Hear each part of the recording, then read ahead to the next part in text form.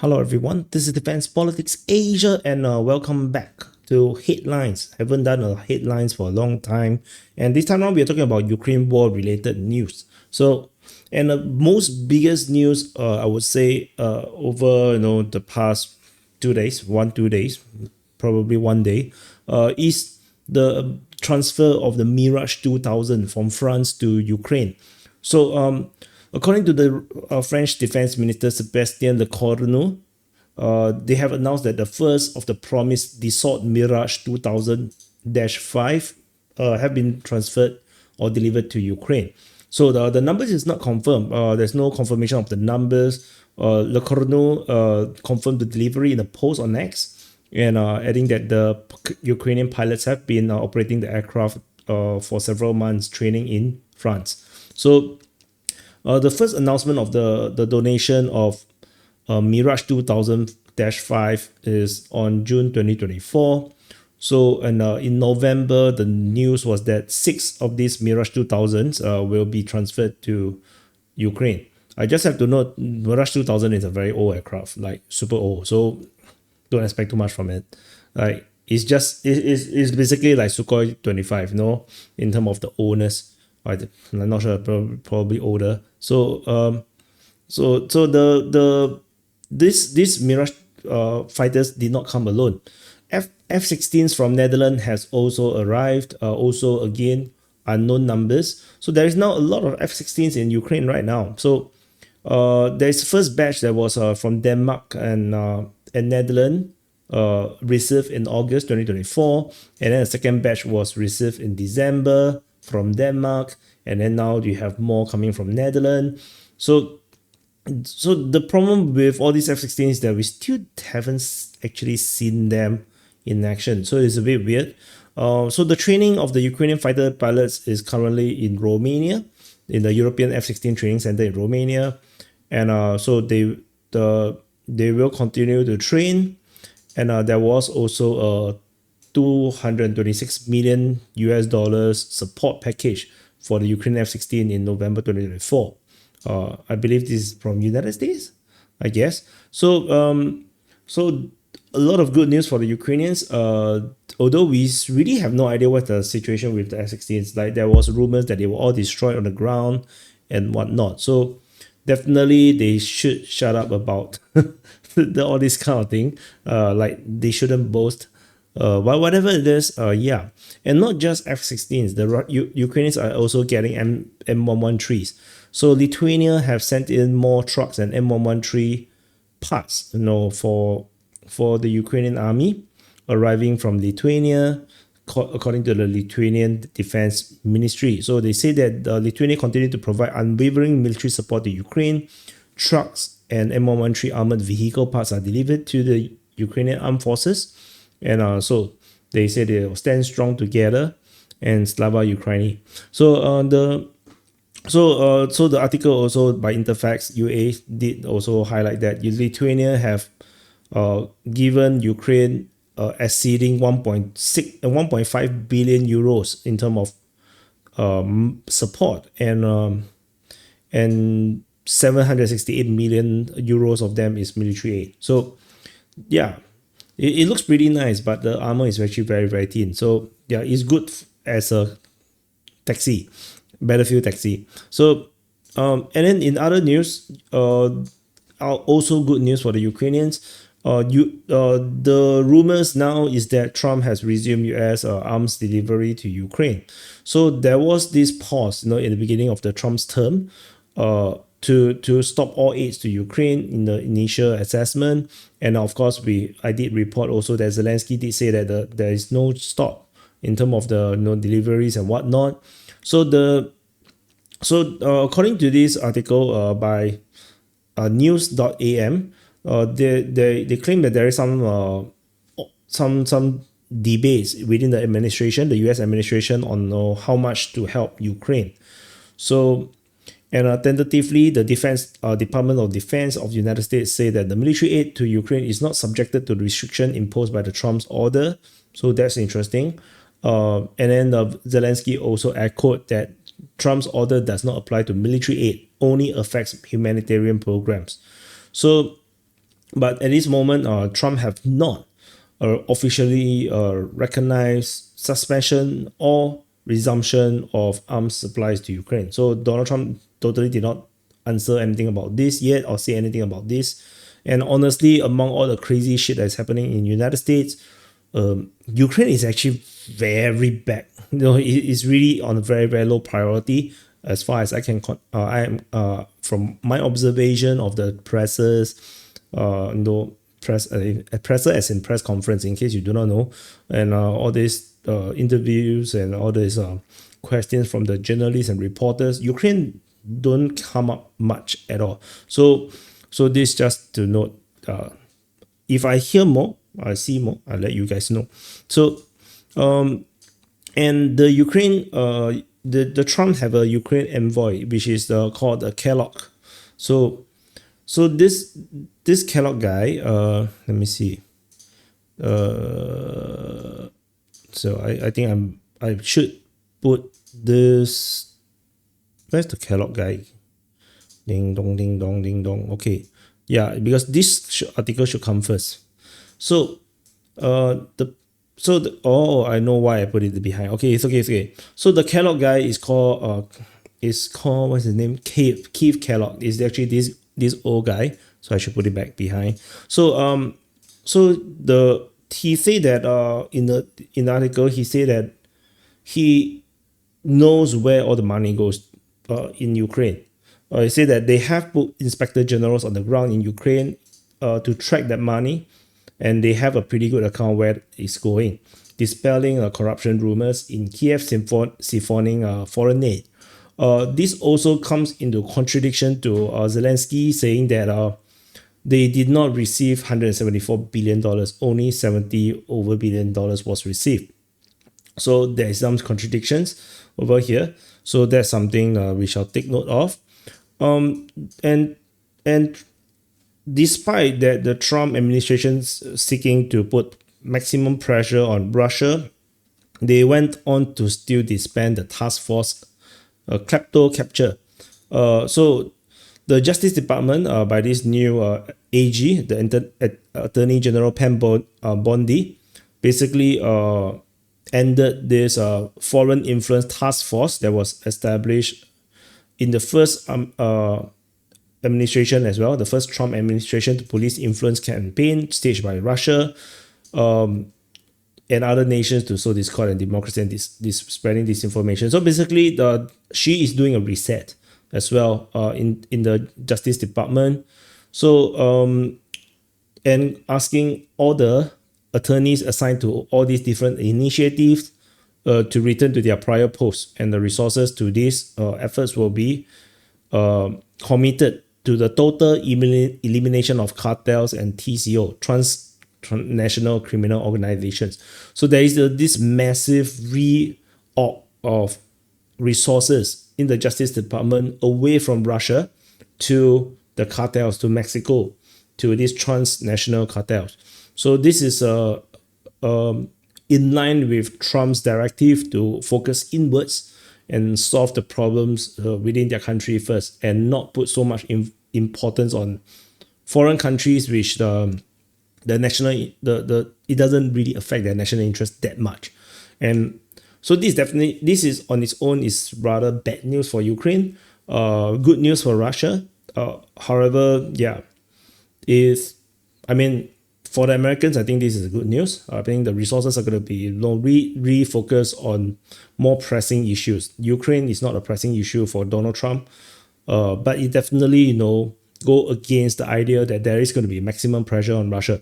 I would say, but it's been 3 years. The attorney, all these attorneys that is working on this, focusing on this rich people or whatever in Russia must have nothing to do right now. No, it must be just wasting money. They're just doing nothing. So time to work.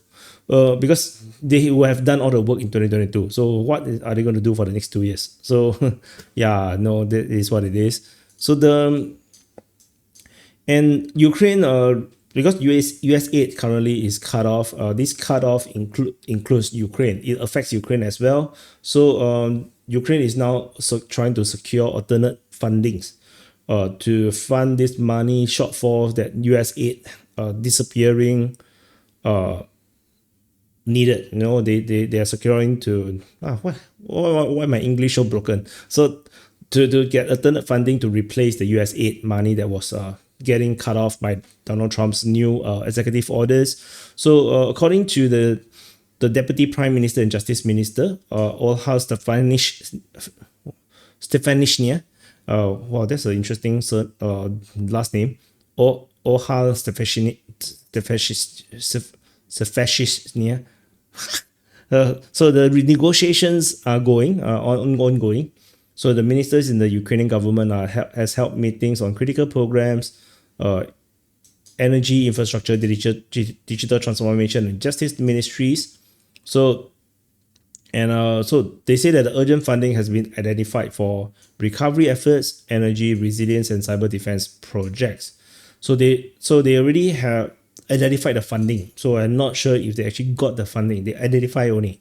So, and she also noted that the European Commission and the G7 is expected to announce the resumption of work of commission responsible for appointing key members.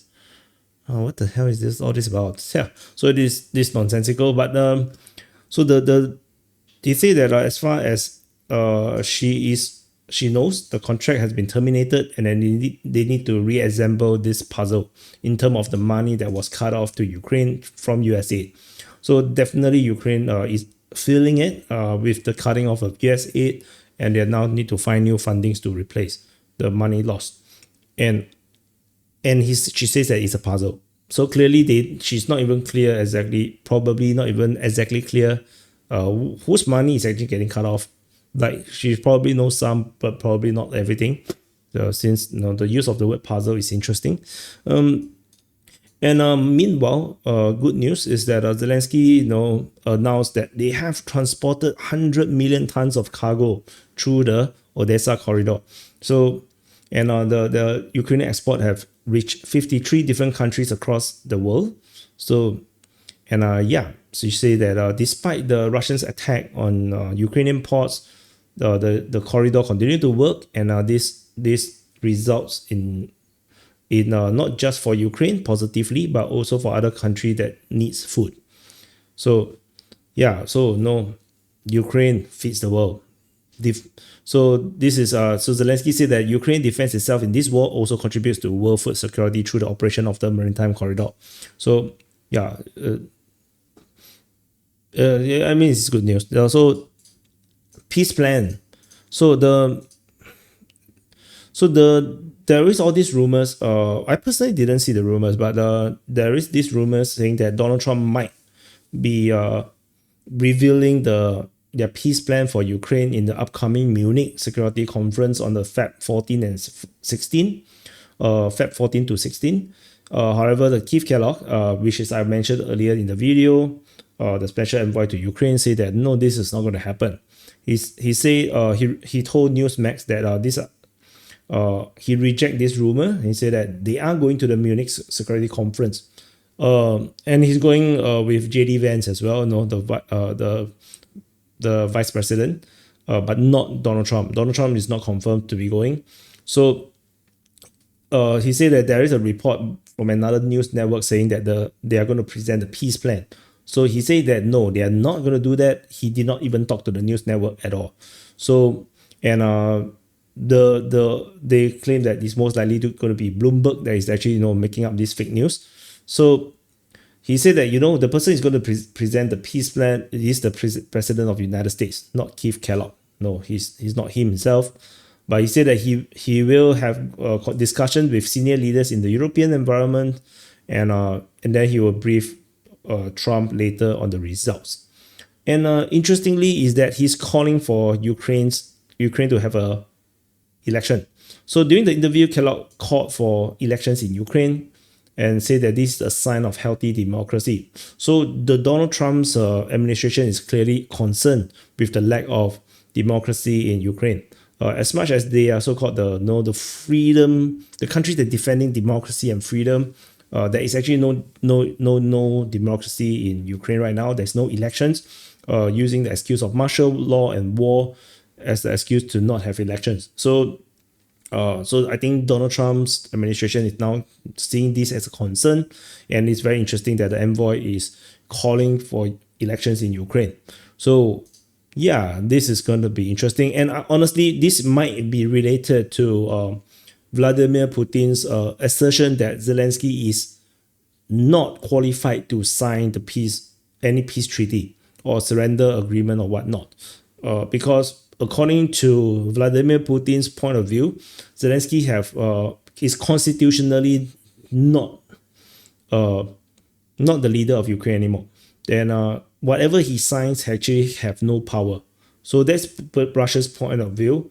They say that no, he is illegitimate because he has already run out of his term, and so maybe in the background discussion between United States and Russia has raised this issue, and maybe this is the reason why United States is calling for election in Ukraine, because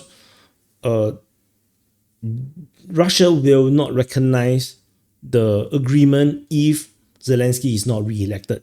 If it's going to be signed by Zelenskyy, Russia is not going to recognize that agreement, so they will not sign it at all at the first place. So without the election in Ukraine, there won't be a peace agreement. So this is going to help us, you and me, to keep track, of the developing situation in the Ukraine war.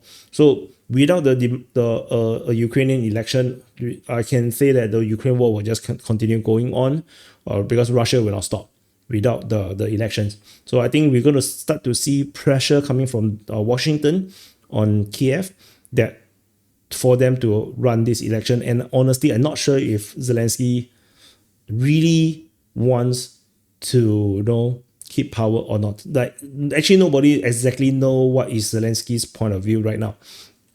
Do he really wants this power to keep that position or as the president? Is there any threat to his life? Should he or not keep this position? Like, there is a lot of question mark right now, because there is also United Kingdom in the side. There is running things in the shadows. So we do not know what is the circumstances surrounding Zelenskyy.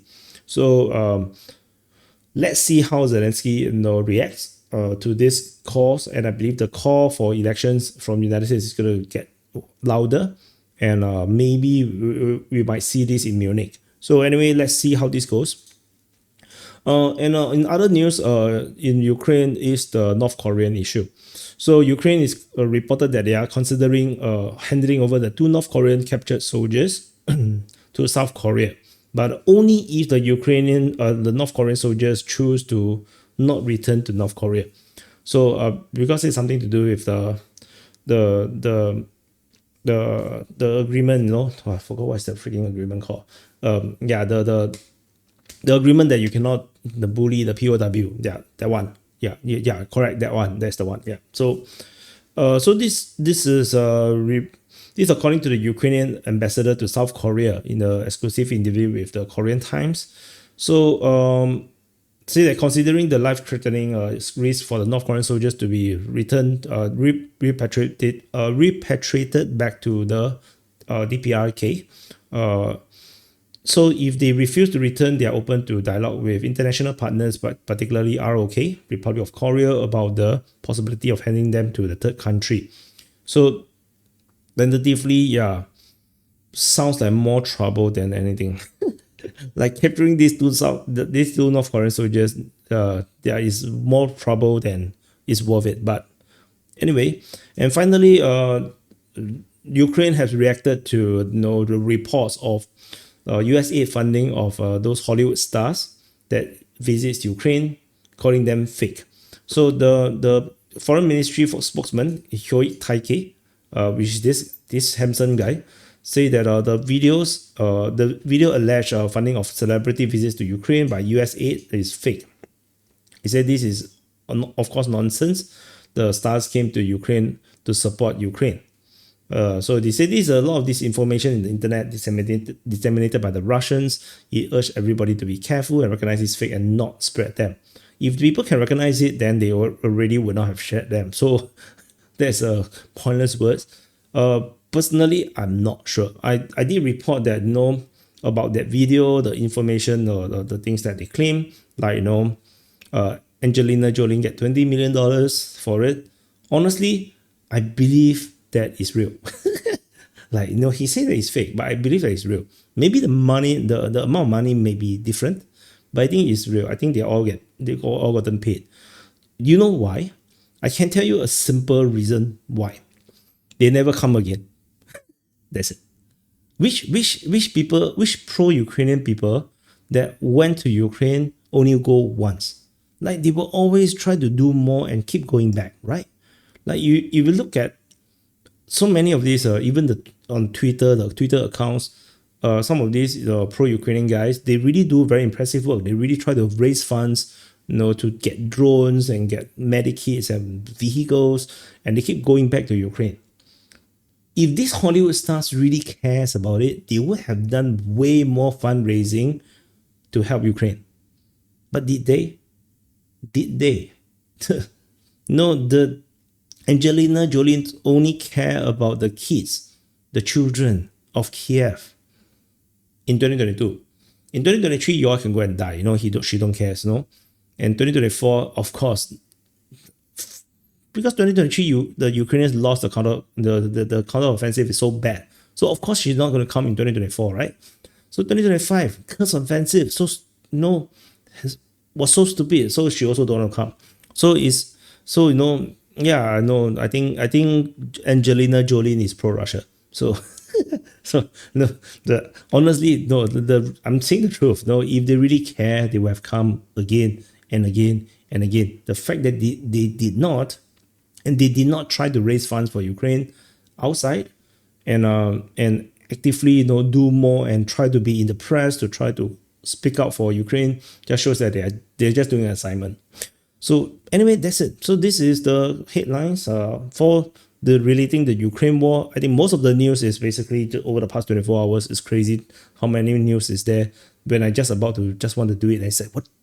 There's just so many news. So maybe, yeah, they are really trying very hard, to have all these news. But anyway, let's see how this goes. If you like this, comment below, let me know if you want me to continue to do more of this kind of thing. Because if not, then I will get myself too busy with like Ukraine war or Ukraine war mapping, which sometimes do get a bit dull. So anyway, let's see how this goes. Thank you for watching. Press the like button, subscribe, and for those that like to listen to more geopolitical news, and especially my analysis and opinions about stuff all around the world, do subscribe to the DPA news channel. Like, for real, there's a lot of stuff there. No, there's not enough views, so check it out, and I'll see you guys in the next update.